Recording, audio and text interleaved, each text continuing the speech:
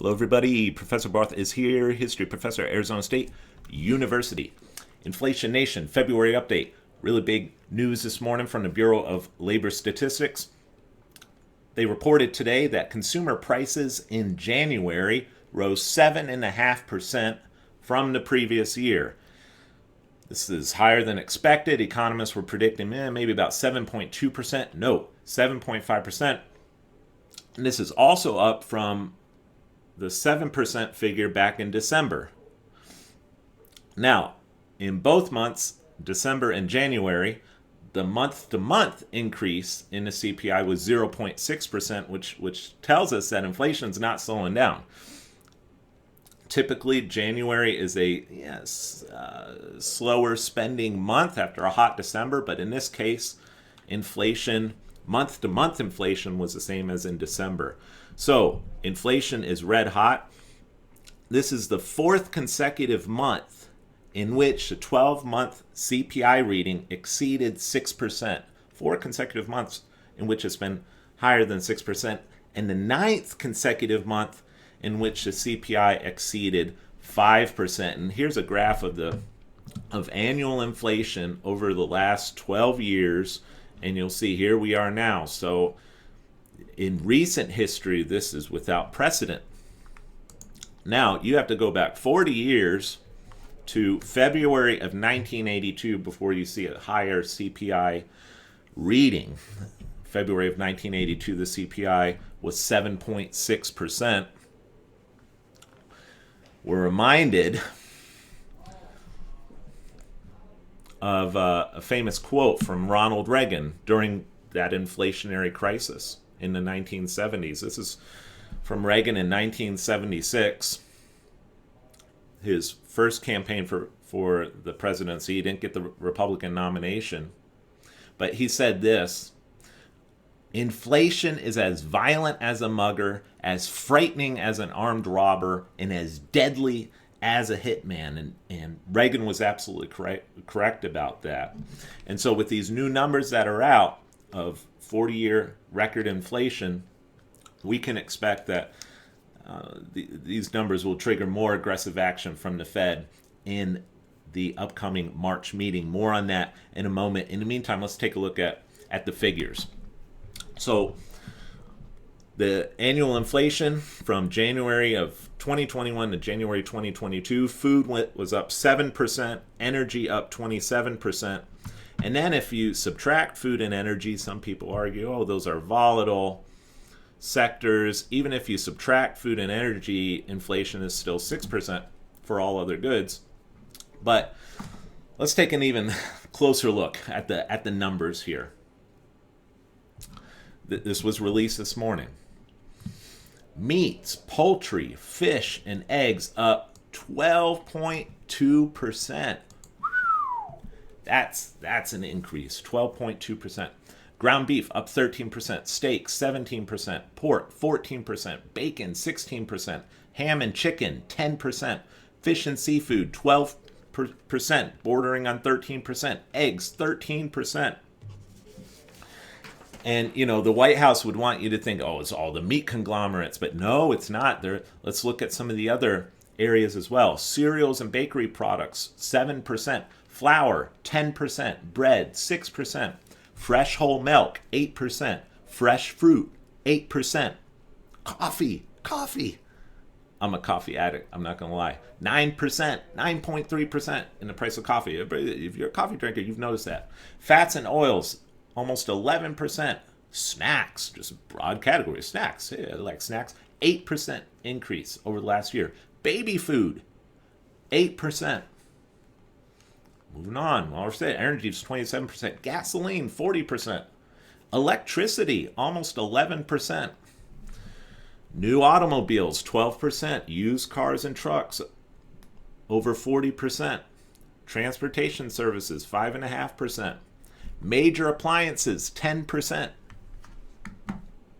Furniture and bedding, 17% price increase in furniture and bedding over last year. Tools and hardware, 8.6%. Outdoor equipment, 12%. Men's suits and sport coats, outerwear, 13.6%. Shirts and sweaters for men, 7.2%. Women's dresses, 11%. Men's underwear, 9%. Women's underwear, 7%. I don't know what caused that slight discrepancy, but it's there. Footwear, 6%. Toddler apparel, 9%. I have 4 toddlers at home. I've never talked really about my personal life. 3 of those 4 are triplets. I digress, but hey, look, 9% increase in toddler apparel for you parents out there. Laundry and dry cleaning services, 8.5%. Delivery services, 9%. Hotel and motel lodging, 23.6% increase over the last year. Hotel lodging, 23.6%. Admission to sporting events, 23.5% increase. So, and there's more. You can download the report. Okay, these are the numbers from the Bureau of Labor Statistics. Now, it was reported a few days ago that wages, average hourly earnings, rose 5.7% in January from the previous year. And when that number came out, you know, Joe Biden patting himself on the back, way to go, wages are up. The problem is that real wages are down.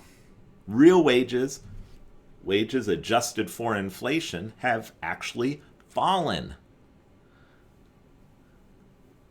And so, you know, inflation, it's been said many times, is a tax. Sometimes it's called a hidden tax, but if you go to a grocery store, it's not so hidden.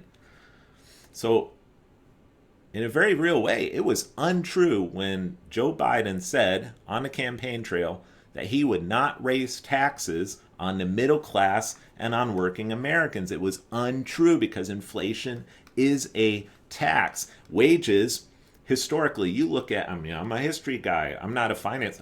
I studied financial history, but my home is, my seat is in history. You look at economic history, wages always lag behind the increase in consumer prices. And so historically, it's working people in the lower and middle classes who suffer the most from inflation.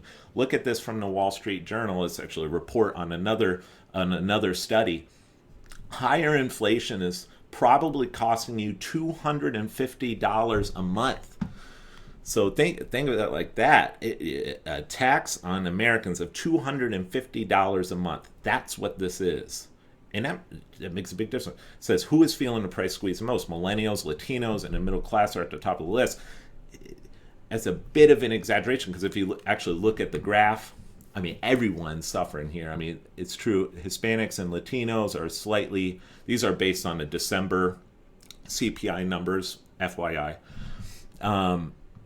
This report came out a few days ago.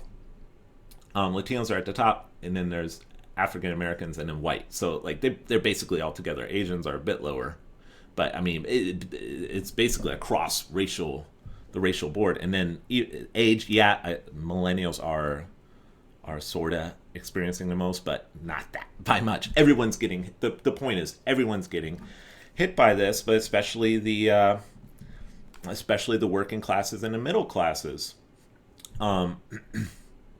Senior economist at Moody's Analytics. A lot of people are hurting because of high inflation. $250 a month, that's a big burden, and it's very true, especially when you consider the fact that 7 in 10 Americans, this is astounding, 7 in 10 Americans live paycheck to paycheck. You live in paycheck to paycheck, and now all of a sudden you're being taxed via inflation, $250 a month. That could break you. Because if you're living paycheck to paycheck, there are 2 ways to be broken. That's why it's such a precarious situation. Unemployment, which suddenly now you're thrown out of your job and you were living paycheck to paycheck. Unemployment or inflation. And with inflation, you can respond one of 2 ways. You're still employed, but inflation. If you're living paycheck to paycheck, you either lower your standard of living, which isn't easy. It's not easy to lower your standard of living voluntarily. You either do that or you rack up more debt on your credit card. All right?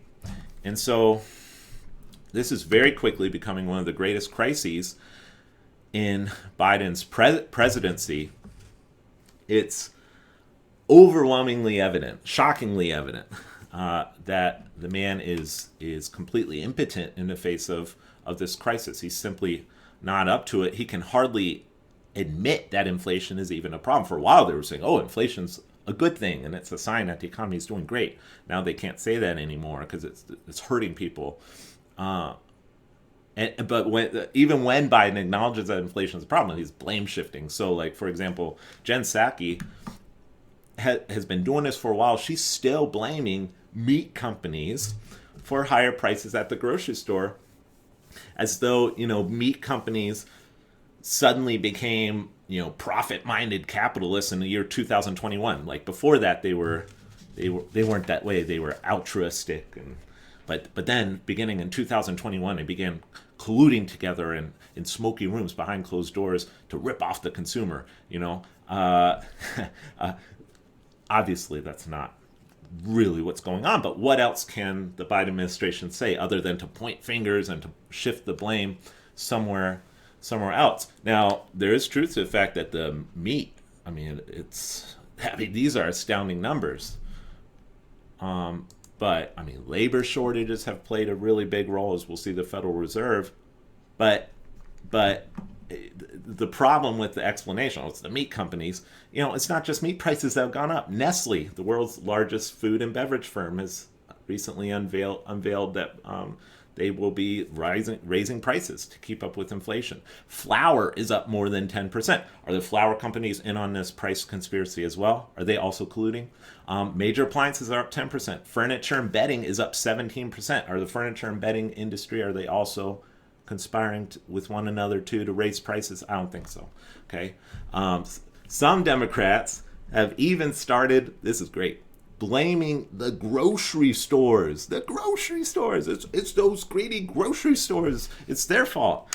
A little more than a month ago, in late December, Senator Warren tweeted this: "Giant grocery store chains force high food prices onto American families while rewarding executives and investors with lavish bonuses and stock buybacks. I'm demanding the answer for putting corporate profits over consumers and workers during the pandemic." So get those grocery stores. All right, never mind the fact that the grocery store industry is highly competitive. Collusion is not possible within the grocery store industry. If one chain raises prices inordinately to boost their own profits, another chain is going to come in and advertise their lower prices and take all their customers. But, never mind basic rules of economics. It's those grocery stores. Get them. And then even the most desperate of all, this is really, really, really desperate. Should the government control the price of food and gas? Price controls. Yeah, do that. Price controls have a very, very fine history of getting things under control. That's a very, very effective history there with price controls. And so, there's a lot of blame shifting. I don't think the American people are going to buy it. Okay, it's not greedy corporations who are responsible for inflation, and people instinctively know this. So if Democrats do not want to get wiped out in the midterms, and I suspect they don't, they're going to need to make several big pivots on a number of issues, not just inflation, but on this issue of inflation, they're going to have to make a big pivot because the way they're handling this now will not resonate with voters, period, okay? That is absolutely certain. This is a big problem for them. Now, the irony with all of this is that if you look at it fairly, the inflation is not really Joe Biden's fault. Biden's Treasury Department does not issue the nation's currency. Biden, nor anyone in his administration, none of them, Biden does not conduct monetary policy. It's the Federal Reserve that conducts monetary policy. It's the Federal Reserve that issues our ever-declining dollar. And I've talked about this at length in other videos. Okay, check them out. But the Federal Reserve undoubtedly is the main culprit behind our current inflation crisis. And you can look at other things. Definitely, labor shortages are a problem. And the Biden administration brought a lot of that on themselves with these stupid lockdowns and the mandates and all that. So the labor shortages, that is Biden's fault, okay? And it has contributed somewhat to it in an important way. But, you can't get around the fact that the Fed has increased since the pandemic the money supply by 42%. M2. 0% interest rates and just unprecedented quantitative easing. Look at the federal funds rate since the pandemic. Just dropped down to 0. Here's a historic graph from 1965 to present day. So we're just on this cheap money kick here and just cannot seem to get out of it. And then with all the quantitative easing, the hundreds and hundreds of billions of dollars that the Fed created out of thin air to buy up treasuries and mortgage-backed securities contributed to a massive increase, more than doubling in the Fed's balance sheet. Fed's balance sheet was just over $4 trillion, which was historic. Now it's almost $9 trillion. And if you zoom out, look at that. That's the balance sheet of the Fed. Okay? Unprecedented action. You think that might have had some impact on the inflation? I think so. And then the money supply, what did all this mean for the money supply? Money supply went up, man. 42% since March of 2020. 42% more currency. This is M2, the most common measure of the money supply. 42% more currency than before the pandemic. Okay? Again, you think that might have something to do with the inflation. It's not rocket science. It's not rocket science. The velocity of money has gone down a little bit since the pandemic, but not enough to compensate for this. I mean, 42% increase in the money supply. And if you zoom out, this is still M2. Look at this. This is from 2008. Look at that spike. So Elizabeth Warren wants you to think it's a grocery stores. Or Jen Psaki, it's the meat conglomerate. Well, what about this? What about this? Nobody wants to talk about that. So it's the Federal Reserve. Now the Fed would defend themselves and say, well, all the pandemic, we had to do a pandemic, and that was the federal government, and that did that, and that's correct. It is. So the lockdowns, the lockdowns, which were instituted by the federal government and the state governments, that crashed the economy temporarily, and then kept the economy artificially down for a very long period. And the Fed would say, well, we needed to answer that crisis by increasing our balance sheet, by increasing money supply in order to maintain full employment. But that was the federal government that made that decision to lock down, and they would be correct in that. Fed might also answer and say, well, it's the federal government that's running these heavy deficits. I mean, the national debt's up at $30 trillion now, and so that's the federal government. They're the ones running the big deficits. Yeah, but I would respond to the Fed, yeah, but you're feeding into that by supplying them with all that cheap currency. Like, if you refused to buy all of those bonds, if you refuse to function as the bond buyer of last resort, if you didn't give them all that QE, then the federal government's not going to be able to run these massive deficits. But you gave them that. Okay? The federal government it's like, okay, to use an analogy of a drunkard. Okay, the federal government's the drunk. He's on the street, stumbling around, drunk as a skunk. Okay, that's not good. He was stupid. But who gave him that liquor? Who provided the liquor? And the Federal Reserve provided the liquor. Why'd you provide that liquor to this drunk who's shown a history of being a drunkard? Why'd you give him that liquor? So this is the Federal Reserve's fault. Make no mistake about it. But all that being said, Biden and his team, Pelosi, Schumer, they cannot bring themselves to point out that the Fed is the culprit. They can't do it.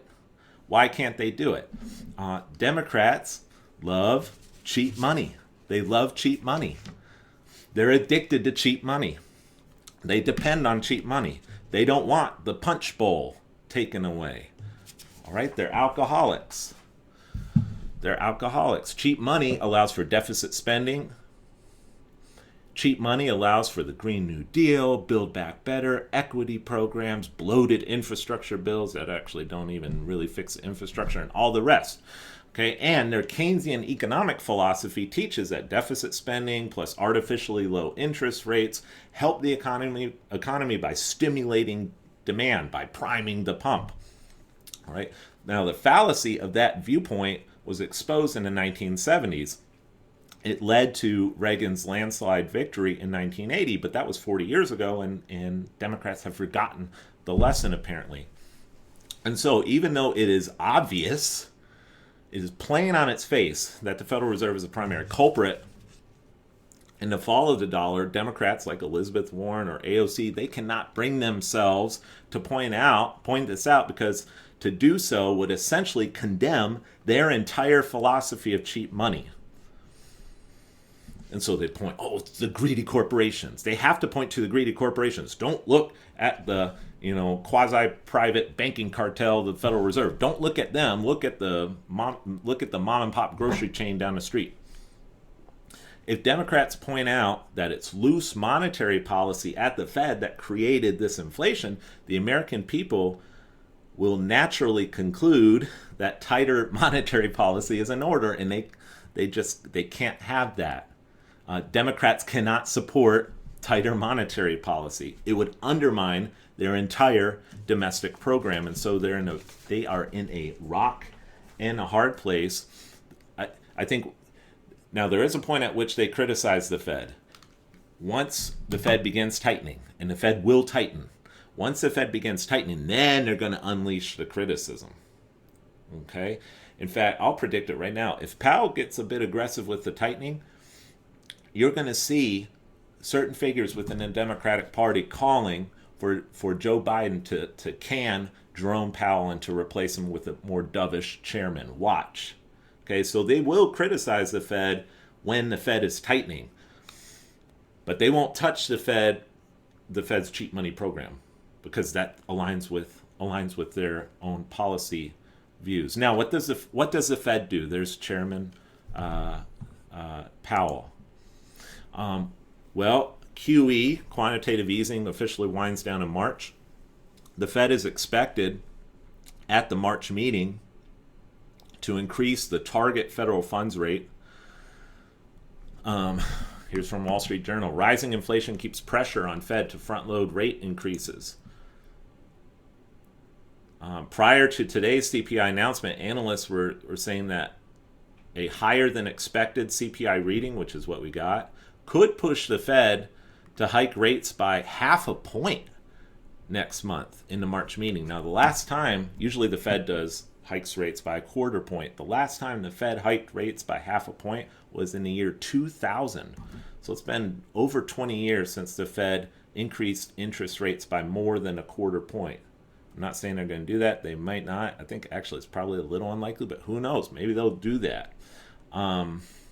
January's hot inflation may mean the Federal Reserve boosts interest rates even faster. Economists at Bank of America are predicting 7 rate hikes in 2022. And then, after that inaugural rate hike in March, and then subsequent rate hikes after that, we're going to get quantitative tightening, or QT, the opposite of QE, the opposite of quantitative easing. That's expected to follow shortly on the heels of the rise in interest rates. So what the Fed is going to do, the Fed's going to begin to shrink the size of its balance sheet by allowing matured treasury bonds to simply roll off the balance sheet, therefore causing this line here to begin to slope downward. Or if the Fed gets really aggressive, and this would be a bit more extreme, but might be necessary, the Fed could start selling treasuries from its balance sheet that haven't yet matured. So the question is, how aggressive will the Fed be in quantitative tightening? And the answer to that question carries just major implications for the bond market.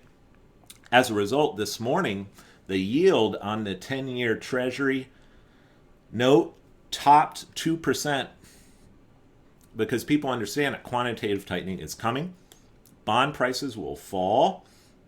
because the most important buyer in recent years of U.S. Treasuries has now exited the market. That is, the Federal Reserve has now exited the market.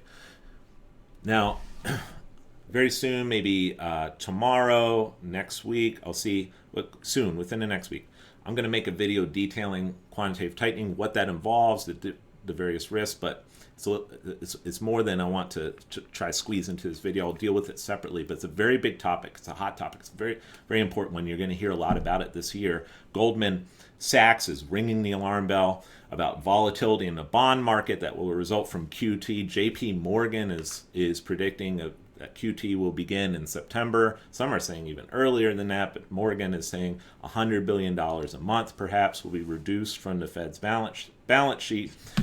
The economic impact of quantitative tightening will be vast, but the problem is it's damned if you do, damned if you don't. If you don't tighten, inflation will continue to spiral, and it could spiral very quickly. That's how inflation works. Things happen very rapidly. It could very easily go to double digits, and who knows from there. If you tighten, well, now you've got a recession on your hands, and it could be a pretty big recession, potentially. The recession during a tightening is the hangover of a long period of cheap money. Now, former Treasury Secretary Larry Summers said this in December. Correct? He's correct about this. There have been few, if any, instances in which inflation has been successfully stabilized without recession, and he's right. So, again, Democrats are in for a world of hurt. They're in for a world of hurt here because inflation. Voters aren't going to want that. Inflation's really, really bad. Makes them look very, very bad. We saw what happened to Carter. But an economic recession, all right, that's no better, really. Okay, from a purely political standpoint, if the country plunges into a deep recession because of QT, that's not going to help the Democrats either. So they're in a really difficult place. As one economist has recently said, it's a lot easier to add to the punch bowl than to take away from the punch bowl, okay? You got the punch bowl there, you keep adding that liquor, that's easy, all right? Yeah, you're increasing the hangover the next morning, but to take it away, that's the tricky part, to take it away. And it can look pretty nasty. So, hey, if this is your first time watching, first of all, subscribe to the channel. I've got my entire History of Money lecture series posted here on YouTube for free. Watch that series. I think you'll really enjoy it. That's available. And then, if you want to support my work, my book came out last May, The Currency of Empire, Money and Power in 17th Century English America. It's an academic book. It's my first book. It's a history of money in the first century of colonial America. I think you'll enjoy the read. So anyway, hope y'all are doing well. I'll check in real soon with a more detailed video on quantitative tightening. God bless. See you later. Bye.